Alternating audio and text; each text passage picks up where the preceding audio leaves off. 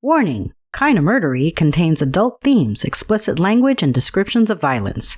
It is not suitable for anyone, and we recommend you stop listening now.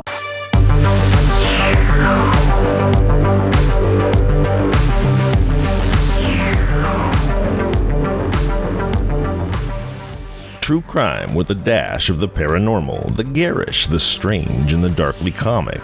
I'm Zevin Odelberg, host of Kinda Murdery, a podcast that's about more than just murder. It's my very own pocket dimension, home to a curated collection of bizarre and compelling stories, the unsolved, the unsettling, and the unbelievable. I cover it all, just so long as it's kinda murdery.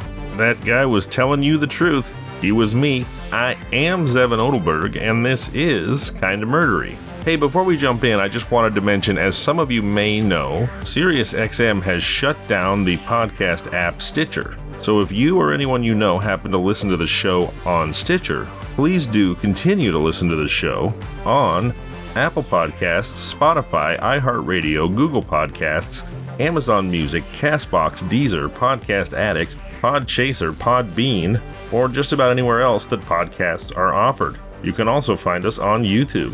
And of course, Spreaker. We are a Spreaker Prime show, and in fact, Spreaker pays me an extra 10% for my ad revenue if you listen on Spreaker. So, if you were a Stitcher listener and you're looking for a new pod player, I would appreciate it if you checked out Spreaker. Alright, with that and no further ado, we're gonna jump right in. Please join me right now as we uncover what truths we can and solve what mysteries we may. Kinda Murderies. Don't look behind the curtain. Murder at the Bender Inn starts now.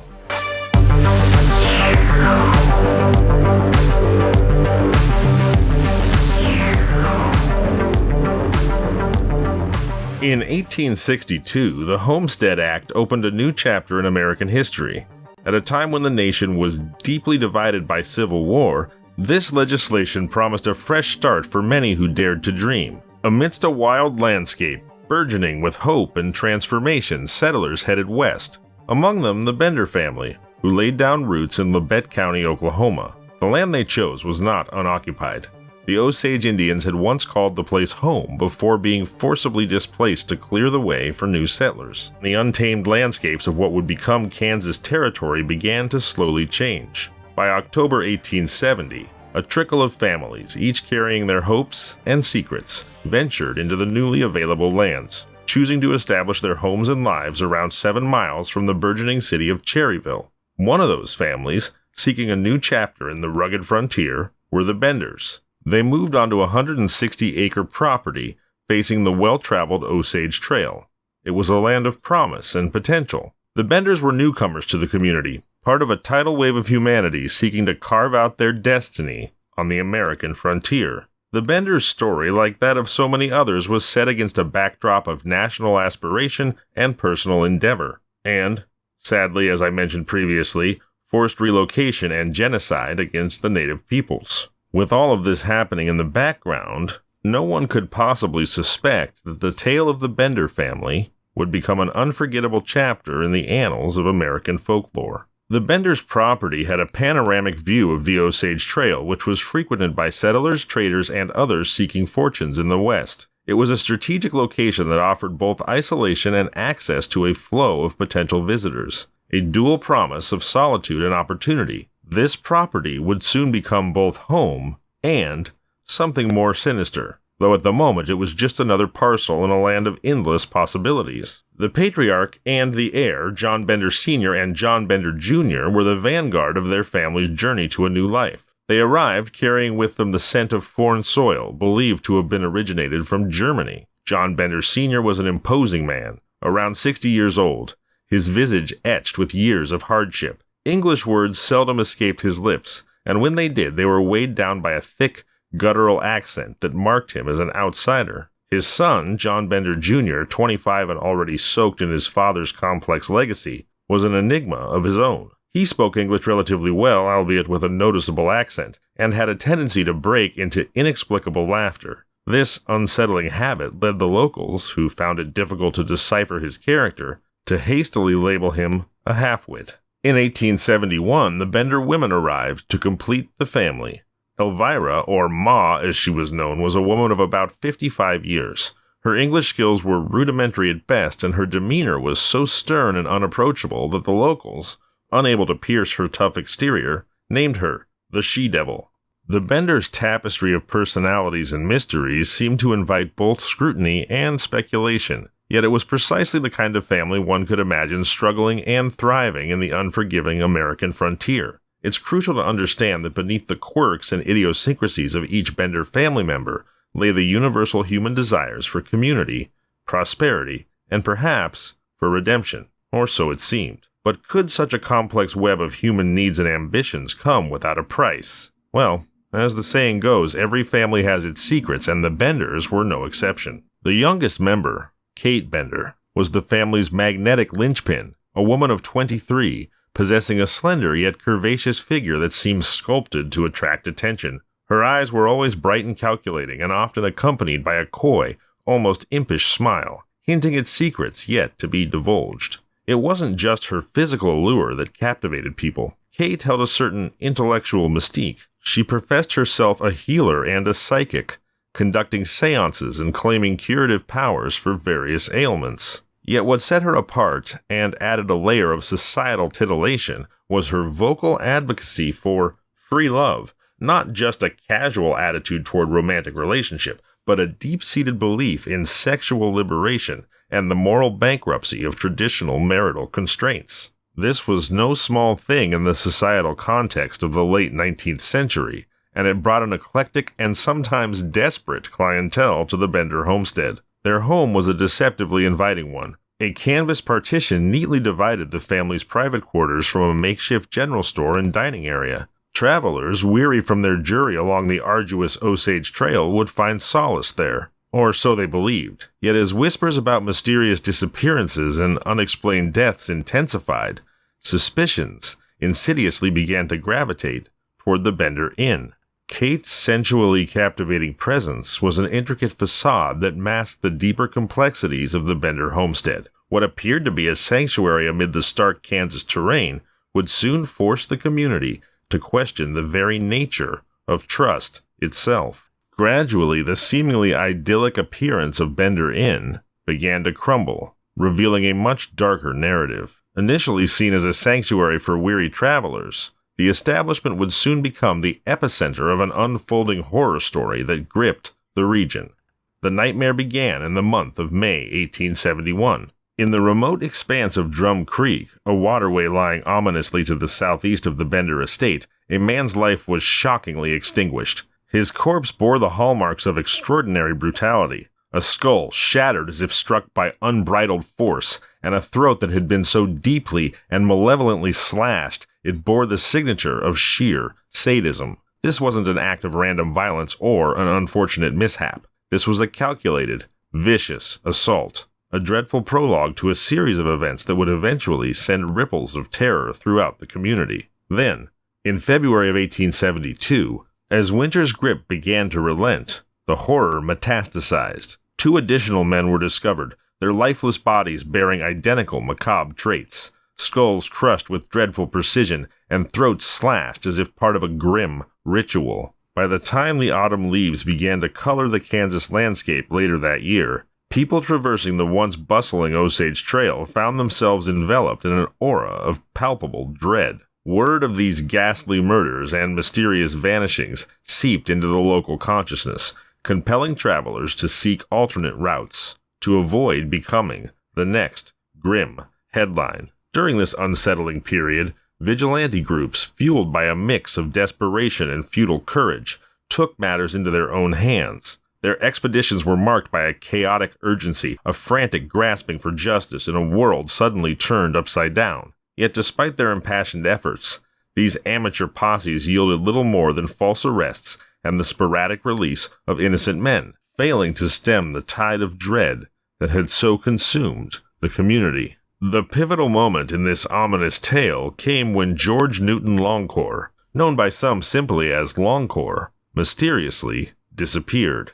Longcore wasn't traveling alone. Accompanying him was his 18-month-old daughter, Mary Ann. Both were navigating the burden of recent loss. Longcore's wife had passed away, leaving him a widower. With his world upended, Longcore made the heart-wrenching decision to leave Independence, Kansas, for the promise of a new life in Iowa. Tragically, neither he nor his baby daughter would reach that hoped-for sanctuary.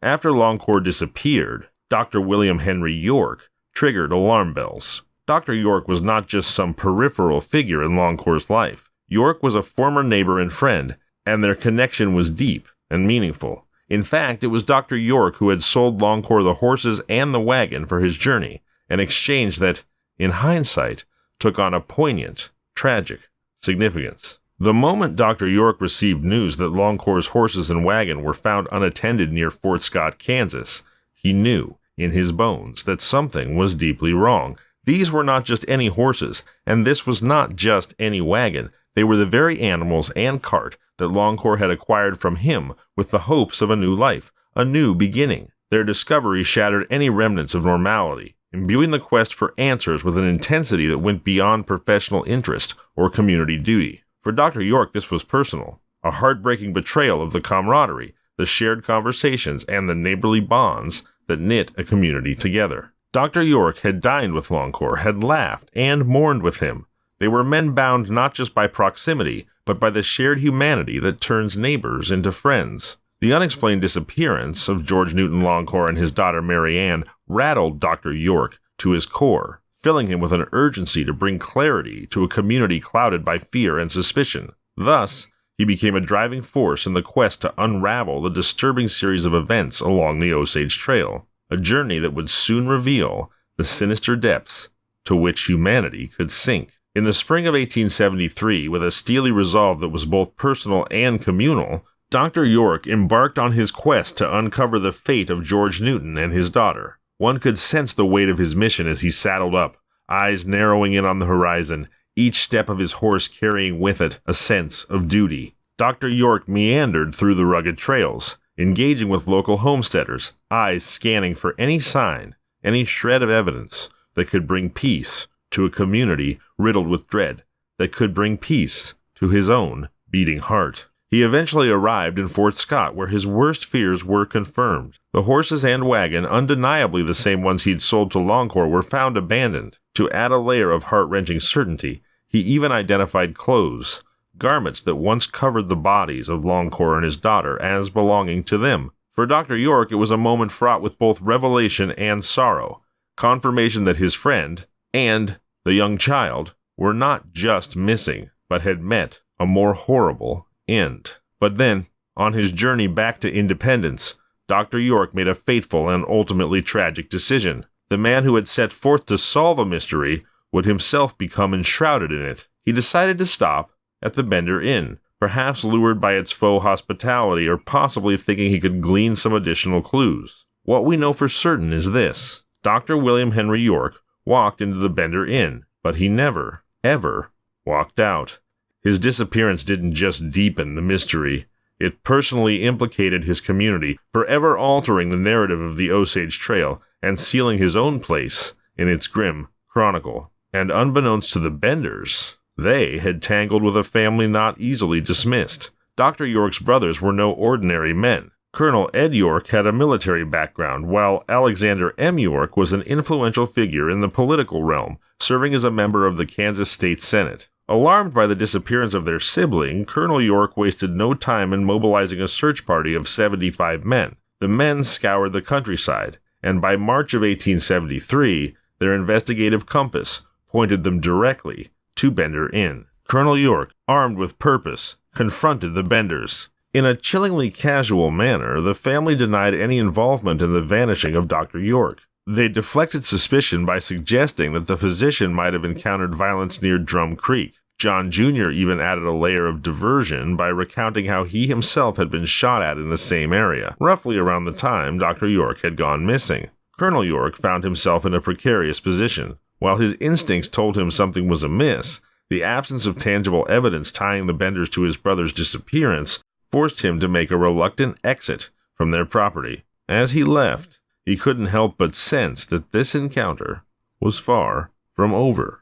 The atmosphere was thick with tension, the kind that precedes a storm. Colonel York and his search party may have left the Bender Inn that day, but the quest for truth had only intensified. And Colonel York wasn't one to abandon a mission unfinished. As the days passed, additional damning evidence against the Benders began to accumulate. Armed with new information, Colonel York returned to the Bender Inn on April 3rd, this time flanked by men carrying firearms. They meant business. The confrontation reached a boiling point when Colonel York questioned the family about a chilling account from a woman who said she had narrowly escaped the inn after Elvira brandished knives and pistols at her. Initially, Elvira feigned ignorance, pretending as if the English language was foreign to her. However, when Colonel York persisted in his allegations, Elvira's mask shattered. Suddenly bursting into fluent English, she railed against the woman's claim, accusing her of having, of all things, cursed her coffee. Losing control of her long-practiced pantomime,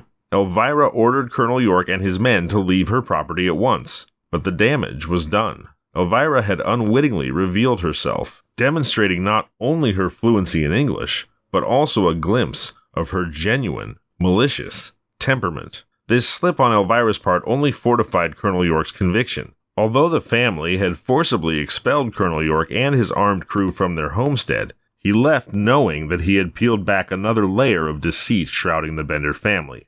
The stakes had risen, and the countdown to unmasking the chilling reality had begun. In a surprising move, perhaps sensing the net closing in, Kate Bender opted for a different tactic. She offered to utilize her purported psychic abilities to help Colonel York locate his missing brother. In a tone tinged with eerie assurance, Kate invited him to come back to the inn on the approaching Friday night, this time with a smaller contingent. She promised to guide him to the very spot where Dr. York was buried. This offer from Kate, who had previously magnetized so many with her mystical claims, added a perplexing twist to an already tangled web of events. It was an audacious gamble, leaving Colonel York with a complex dilemma. Should he trust Kate's disturbing offer, or interpret it as another layer of manipulation? As the Friday night meeting loomed closer, the tension was palpable, thickening the atmosphere with a mix of hope and foreboding. Around the same time that Kate offered to lend her psychic abilities to the hunt,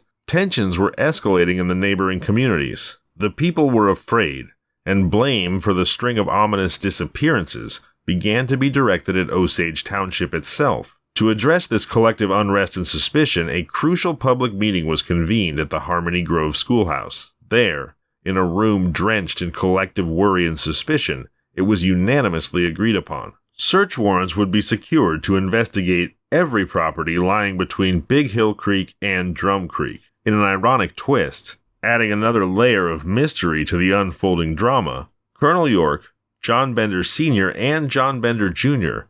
were all in attendance at this very meeting. They sat among their neighbors, those who trusted and those who doubted, all while the agreement was made to delve into the very places that might uncover the Benders' own dark secrets. The tension in the room was so palpable, it very nearly twanged like a discordant violin string. A community's shared hope of finding answers was about to clash dramatically with the hidden agenda of the Bender family. A mere few days after that fateful community meeting, a local resident made a chilling discovery. The animals, all of them, on the Bender property were either dead or emaciated, a bleak sign of utter abandonment. Intrigued and concerned, Leroy Dick, an elected township officer, took it upon himself to investigate the unsettling scenario. What he encountered was enough to arouse immediate alarm. A fetid smell emanated from a trap door that had been securely nailed shut and was situated beneath a bed. Recognizing the ominous implications, Leroy Dick wasted no time in calling for a search party. The response was overwhelming.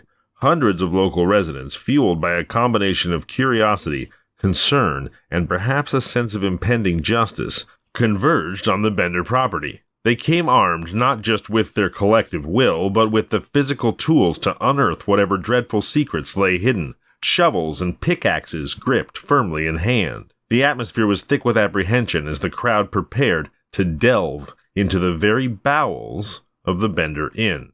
The search party braced themselves as they pried open the sealed trap door, but nothing could have possibly prepared them for the grim tableau that lay beneath. And if you'd like to know what the search party found beneath the hidden under-the-bed nailed-shut trap door in the Bender Inn, then please join me this Sunday at 5 p.m. Pacific Time for the thrilling conclusion of Don't Look Behind the Curtain, Murder at the Bender Inn. Until then, I'm Zevin Odelberg, and this has been Kinda Murdery.